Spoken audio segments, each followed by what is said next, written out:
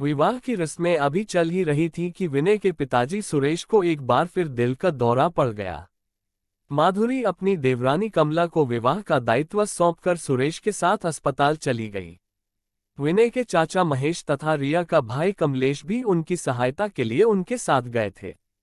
सुरेश को तुरंत हॉस्पिटल में एडमिट कर लिया गया। इससे पहले भी सुरेश को एक बार दिल का दौरा पड़ चुका था, अतः सभी चिंतित थे।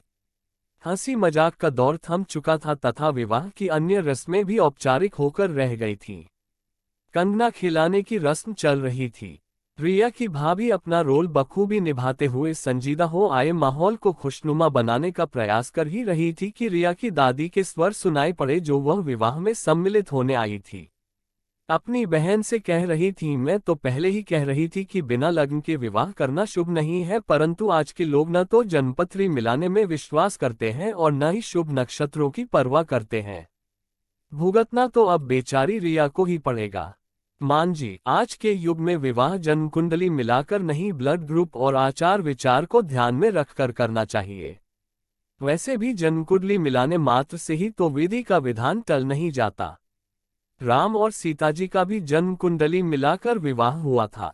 उनके एक दो नहीं पूरे 36 गुण मिले थे, फिर भी उन्हें क्या सुख मिला। रिया की मां अंजलि कहना चाहकर भी नहीं कह पाई, क्योंकि वह उनकी बात काटकर वातावरण को और विषाक्त नहीं बनाना चाहती थी। अतः बात को संभालते हुए नम्र तथा आशा भरे स्वर में बोली, प्लीज मां जी, इस समय आप वातावरण को असहज मत बनाइए। विनय के पापा को कुछ नहीं होगा, वह ठीक हो जाएंगे। यद्यपि रिया की मां ने बात संभालने का प्रयत्न किया था, किंतु फिर भी दादी के वचनों ने एक बार फिर वातावरण को असहज बना दिया था। दादी के द्वारा कहे शब्द रिया के कानों में भी पड़ गए थे। उसका मन अनिष्ट की आशंका से भयभीत हो उठा। रिया अनजाने में ही स्वयं को दोषी समझने लगी थी। बार बार उसके मस्तिष्क में एक ही बात घूम रही थी, कहीं विनय के पापा को कुछ हो गया तो क्या उसे भी अपनी सहेली नीरा के समान अपमानित जीवन गुजारना होगा। मन में उठ आए इस भयानक विचार को मन से निकालने का बार बार प्रयास करने के बावजूद वह असफल ही रही। 2 वर्ष पूर्व हुई एक घटना उसके जेहन में कुलबुलाने लगी। उसकी मित्र नीरा के साथ भी ऐसा ही हादसा हुआ था। उसका विवाह हंसी खुशी संपन्न हो गया था, किंतु उसको विदा कराकर ले जाते समय उनकी कार के आगे बारातियों को लेकर चल रही मिनी वैन का ब्रेक फेल हो गया।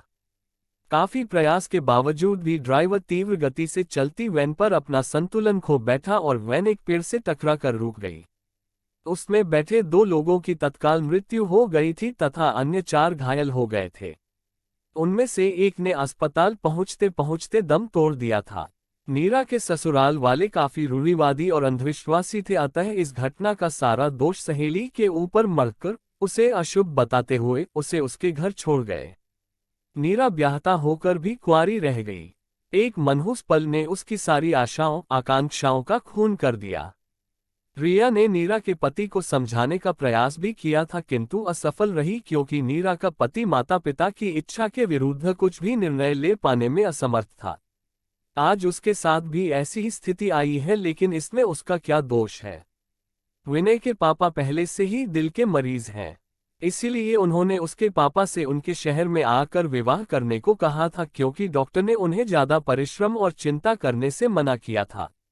अगर वास्तव में उन्हें कुछ हो गया तो क्या उसे भी नीरा की भांति अपनी जिंदगी गुजारनी होगी, या जिंदगी भर ऐसे ही व्यंग्य बानों को सुनना पड़ेगा। क्या विनय भी उससे अपराधी समझेंगे, सोचकर रिया सिहर उठी थी। डॉक्टर ने सुरेश की स्थिति देखकर 72 घंटे का खतरा बताया था। विदाई के पश्चात घर आकर कुछ आवश्यक रस्में पूरा करने के पश्चात विनय अस्पताल जाने लगा तो रिया ने नम्र स्वर में स्वयं भी चलने की इजाजत मांगी। विनय के मना करने पर संयत स्वर में उसने कहा, अब मैं इस घर की बहू हूं। यदि यही घटना आज से 1-2 वर्ष पश्चात घटती तो क्या मैं भी मांझी के साथ अस्पताल नहीं जाती। उन दोनों को अस्पताल आया देखकर माधुरी स्नेह भरे स्वर में बोली, अरे तुम दोनों क्यों आ गए? अभी अभी तो तुम दोनों का विवाह हुआ है, कुछ देर आराम कर लेते। मैं और तुम्हारे चाचा तो यहाँ तुम्हारे पापा की देखभाल के लिए हैं ही। मम्मा, आप और चाचा जी जाकर थोड़ी देर विश्राम कर लीजिए, तब तक मैं और रिया यहाँ रुकते हैं, विनय ने आग्रह युक्त स्वर में कहा था। विनय के बार बार आग्रह करने पर माँ और चाचाजी चले गए। विनय और रिया आईसीयू के बाहर पड़ी बेंच पर बैठे स्वयं पर भाग्य का क्रूर मजाक देखकर चुप थे। दोनों के बीच एक अनकही मौन पसर गया था। वे समझ नहीं पा रहे थे कि विवाह मानव के जीवन का वह हसीन स्वप्न है जिसके रंग वह किशोरावस्था से ही अपने मन के खाली कैनवास पर भरने लगता है। अपने ख्यालों में एक ऐसा संसार बसाना चाहता है जिसमें सिर्फ वह हो और उसकी प्रेयसी। लेकिन उनके रंग एकाएक छितरा गए थे। यही कारण था कि उनके विवाह का पहला दिन यार दोस्तों, नंद भौजाइयों की हंसी ठिठोली के बीच न गुजरकर इस अस्पताल में गुजर रहा है। आसपास गुजरते लोगों की तेज नजरों से कपड़े बदल कर आने के बावजूद नवविवाहिता रिया स्वयं को छिपा नहीं पा रही थी। आते जाते लोगों की नजर उन पर पड़ रही थी। एक दो लोग कौतूहलवश उनसे पूछ भी बैठे। विनय से उत्तर पाकर उनकी नजरें अंततः रिया पर जाकर टिक गई थीं। कहते हैं जो इंसान सोचता है वही उसे सुनाई या दिखाई पड़ता है। एकाएक रिया को लगने लगा कि उनके आसपास से गुजरते लोग एक स्वर में कह रहे हैं कि तुम अशुभ हो, तुम अशुभ हो। सोच सोच कर वह असहज हो उठी, किंतु विनय की दिलासा देती नजरें उसका आत्मविश्वास और मनोबल टूटने से बचा रही थी। आखिर 2 दिन सुरेश ने आंखें खोली। विजिटिंग आवर में पास बैठी माधुरी से उन्होंने रिया और विनय से मिलने की इच्छा जताई। माधुरी ने बाहर बैठे विनय और रिया को बुलाया। उन्हें देखकर अत्यंत थके स्वर में सुरेश ने कहा, बेटी, शायद तेरे पास रहने का सौभाग्य मुझे नहीं मिल पाएगा, लेकिन अपनी माँ को कोई तकलीफ न होने देना। पिताजी, आप ऐसा मत कहिए। आप शीघ्र ठीक होंगे तथा हमारे साथ रहेंगे। कहते हुए रिया की आंखों में आंसू आ गए। रिया की मनस्थिति समझकर माधुरी ने विनय को उसे घर ले जाने का आदेश दे दिया। यद्यपि पिताजी की बातों ने रिया को विचलित कर दिया था, फिर भी उन्हें होश में आया देखकर बहुत दिनों के रिया ने चैन की सांस ली। सुरेश की हालत में सुधार आ रहा था। उन्हें प्राइवेट वार्ड में शिफ्ट कर दिया गया था। धीरे धीरे सभी रिश्तेदार अपने अपने घर लौटने लगे थे। इस बीच रिया घर का काम बखूबी संभाल लिया था। रात में माधुरी तथा दिन में विनय सुरेश के पास अस्पताल में रहते, जबकि रिया घर के कामों के साथ आना जाना करती रहती थी। एक दिन माधुरी को अस्पताल छोड़कर विनय खाना खाने बैठा ही था कि मोबाइल की घंटी बज उठी। शीघ्र आओ, तुम्हारे पापा को फिर से अटैक आया है, माधुरी बोली। डॉक्टर उन्हें आईसीयू में लेकर गए हैं, कहकर वह रो पड़ी थी। विनय और रिया तुरंत अस्पताल के लिए रवाना हुए, किंतु उनके पहुंचने से पूर्व ही पापा के प्राण पखेरु उड़ गए थे। आघात इतना तीव्र था कि मांझी शब्द हो गई थी। रिया की आंखों से आंसू रुकने का नाम नहीं ले रहे थे। अनजाने ही वह स्वयं को अपराधी महसूस करने लगी थी। माधुरी के मौन को कोई नहीं तोड़ पा रहा था। विनय जहां अंतिम यात्रा की तैयारियां कर रहा था, वहीं रिया साए की तरह माधुरी के पास थी। एक बार फिर घर में रिश्तेदार इकट्ठे हो गए। सुरेश और माधुरी ने बिना लग्न के विवाह कर गलती की। मेरी तो कोई सुनता ही नहीं है। शास्त्रों लिखी बातें झूठ तो नहीं होती, उन्हें न मानने पर कुछ न कुछ परेशानी तो उठानी ही पड़ती है। यहाँ तो मेरा पुत्र ही चला गया। माधुरी की सास ने रोते हुए कहा, मैं तो भाई बाहर आना जाना भी मुहूर्त निकलवा कर करती हूँ। इनको तो इन सब बातों में बहुत विश्वास है, फिर यहाँ शादी में कुंडलियां भी नहीं मिलाई गई। चाची सास ने कहा, इस लड़की का रिश्ता मेरी नंद के लड़के के लिए आया था। लड़की मंगली है, इसके ग्रह लड़के के पिता पर भारी थे, अतः हमने मना कर दिया था। मुझे तो विवाह के समय पता चला। आजकल तो कोई राय ही नहीं लेता। मुझे पता होता तो मैं यह रिश्ता होने ही नहीं देती। इसके अशुभ पैर इस घर में पड़ने के कारण मेरा भाई बेमौत ही मारा गया। रोते हुए नंद सविता का स्वर गूंजा। व्यंग्य बाणों को सुनते सुनते रिया के आंसू तो कब के सूख चुके थे।